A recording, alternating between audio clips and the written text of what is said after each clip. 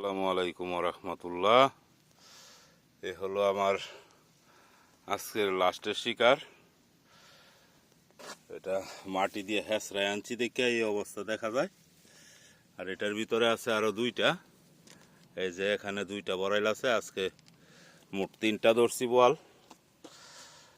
এটা আজকের লাস্ট শিকার, 3 নাম্বার শিকার।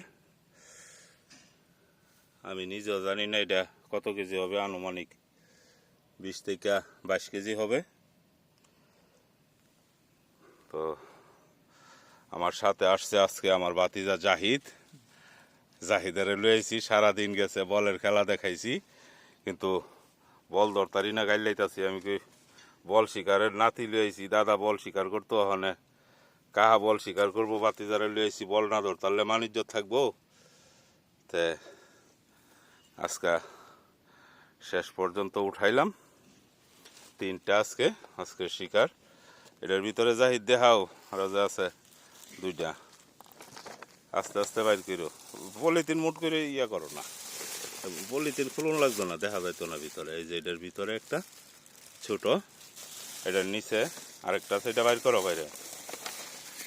এই যে এখানে আছে আরেকটা, এটা খুলতে হইব না, থাক পলিথিনই থাক না, খুলতে হইব না তো কইতাছি ব্যাক কল।